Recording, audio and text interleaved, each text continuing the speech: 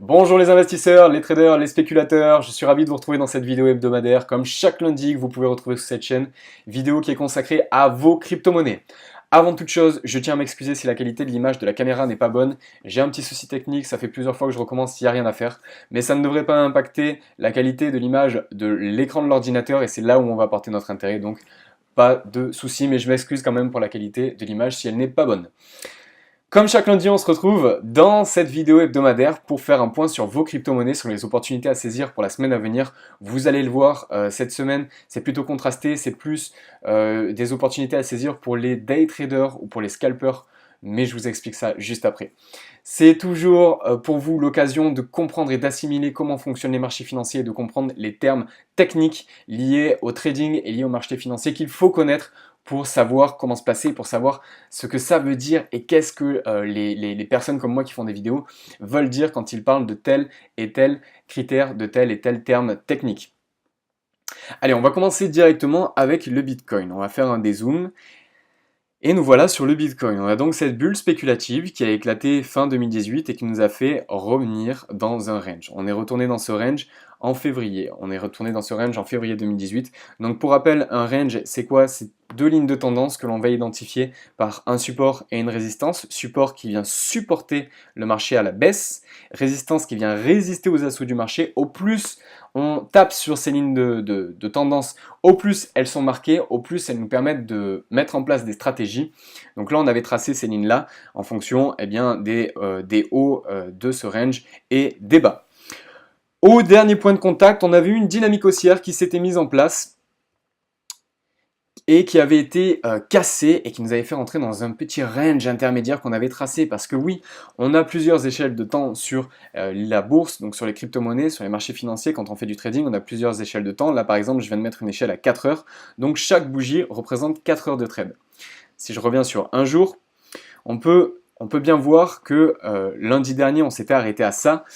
Et on s'était dit, je vous avais dit, si on vient clôturer au-dessus des 6500 €, on pourra envisager le scénario suivant, c'est-à-dire un retour sur le haut de ce range intermédiaire, un retour sur cette résistance. Finalement, c'est pas ce qui s'est passé. Finalement, on a cassé vers le bas, on a cassé ce range, donc ce support-là, et on a vu les prix baisser. Pourquoi? Parce que la tendance a été bearish, donc c'est-à-dire une tendance baissière. Les vendeurs ont pris la main.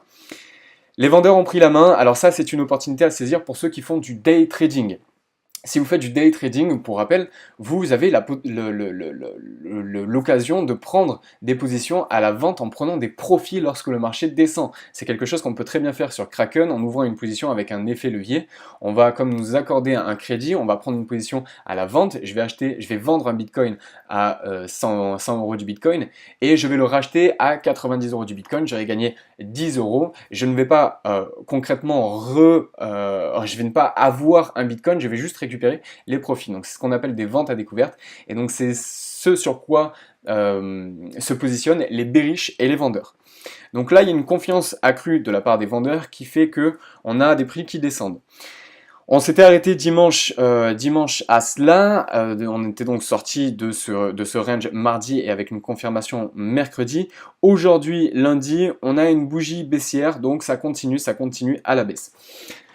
Sur une tendance swing, sur du swing trading, sur une tendance long terme, c'est toujours la même chose. On attend ce point pivot, on attend un contact sur le haut du range, sur cette résistance-là, un breakout, donc une sortie de ce range-là pour avoir un bull market qui se mette en place, une tendance bullish, donc une tendance haussière. Tant que l'on n'arrive pas là-dessus et que l'on n'a pas une véritable sortie, on ne peut pas avoir une tendance haussière sur plusieurs jours, plusieurs semaines. De même que pour une tendance baissière, tant qu'on ne franchit pas ce support, on n'a pas réellement de tendance. C'est pour ça que avoir une stratégie de day trading, c'est épuisant parce qu'on s'épuise émotionnellement et puis on s'épuise à la tâche à faire des ouvertures, à faire un peu le ping-pong, bien que c'est ce que je déconseille, ce soit une chose que je déconseille. On peut quand même, sans faire du ping-pong, se positionner sur le haut du range vers une cible sur le bas du range et donc là prendre des bénéfices à la baisse ou à la hausse si c'est dans l'autre sens. Là toutefois, eh bien on est entre deux, là il n'y a pas réellement de position à prendre puisque le risque profit-perte est pas franchement clair, hein. On n'a pas réellement d'indicateur qui nous permettent de dire ok, ça va aller dans un sens ou dans l'autre. On a effectivement une confirmation que les bearish prennent la main, que les vendeurs prennent de la confiance, donc on serait amené à nous dire ok, ça va revenir taper sur le support bas, mais c'est encore flou, et donc on ne peut pas vraiment identifier un signal baissier ou un signal haussier. À l'inverse de Neo qu'on va retrouver ici, Neo, on se retrouve aussi sur un range, alors c'est mieux si je clique, Neo on se retrouve sur un range un peu plus avancé. C'est-à-dire que là, on est déjà proche du support. On est déjà proche du bas de ce range. On voit que ça a tapé déjà une fois ici. Si ça vient taper, il est probable, c'est un scénario envisageable qu'il y ait un rebond. Et franchement, c'est ce qui peut se passer, sans prendre trop de risques. On peut se dire qu'il va y avoir un rebond. Même si on ne peut pas prévoir l'intensité, il peut y avoir un rebond qui nous fasse revenir sur les 0,07782 Bitcoin du Neo. Si on revient là, on voit que c'est pas grand-chose, mais ça représente quand même 14% de bénéfices. Pour rappel, un livret A en France ne rapporte que 0,75% par an. Donc ça peut être quand même intéressant de se placer, mais de se placer de manière rationnelle et en gérant son risque en corollaire de son money management. Cela veut dire que l'on va prendre une position faible, avec un faible effet levier et avec un faible montant de son capital qui est investi.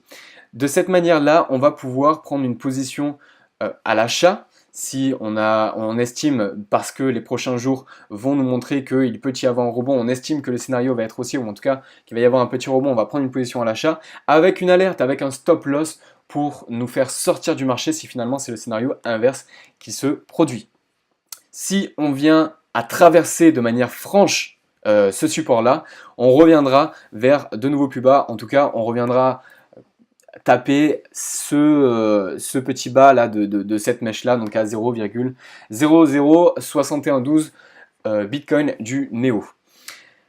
Toutefois, il peut y avoir un rebond qui s'effectue, donc à suivre sur le Neo, puisqu'on est un peu plus avancé que sur le Bitcoin ou l'Ethereum qu'on va voir juste après, donc à voir comment ça évolue et potentiellement prendre une position à l'achat pour un rebond haussier. Pour l'Ethereum, et on va finir sur l'Ethereum, eh bien c'est la même chose, c'est comme le Bitcoin, on a eu l'éclatement de cette bulle spéculative, on a eu une dynamique haussière qui s'est mise en place, qui a été cassée, le range intermédiaire que l'on avait dessiné ici, qui a été franchi sur ce support-là, qui a été franchi ces derniers jours. Et pour tout vous avouer, moi je prendrais une position vendeuse si l'on remonte, et on voit que c'est en train de se produire, si l'on remonte ici. Pourquoi j'attends que l'on remonte à ce niveau-là et je ne me place pas ici? Tout simplement parce que là, on est effectivement, on le voit, on est sur une tendance baissière, on est sur une tendance où les vendeurs vont prendre la main. Donc moi, je serai vendeur, mais pas à ce niveau-là, parce que si je prends une position à ce niveau-là, je vais prendre le risque d'avoir une cible qui soit inférieure à mon stop loss, puisque mon stop loss, je vais le placer si l'on retourne dans ce range, donc on sera à moins 13% si mon stop loss est touché, alors que ma cible n'est que à 11%, donc je ne suis pas bon. Mon ratio risque gain, perte, profit n'est pas bon, surtout que là, ok, on a une tendance baissière qui est en marche, mais elle n'est pas vraiment marquée, ça peut repartir dans l'autre sens. Alors que si on remonte sur le niveau que je vous ai montré tout à l'heure, eh bien là j'aurai une cible à plus 15% avec un stop à moins 9%, moins 10%. Donc là, je suis un petit peu plus profitable et là, c'est un petit peu plus concret et un petit peu plus rationnel de rentrer à ce niveau-là. Donc pour Ethereum, moi je rentrerai si dans la journée on remonte, je me placerai à la vente à ce niveau-là. Ok, ça c'est pour la stratégie day trading, pour une stratégie swing trading, pour une stratégie de plusieurs semaines, voire une stratégie long terme. On va attendre ce point pivot qui est le même sur le Bitcoin, on va attendre le franchissement de cette résistance pour un breakout, pour une sortie de ce canal, de ce range, pour une sortie de ce range et donc un bull market qui se met en place. Voilà, c'est tout pour cette analyse hebdomadaire de cette semaine. Je vous dis à très vite, je vous souhaite une très bonne semaine. Ciao, ciao!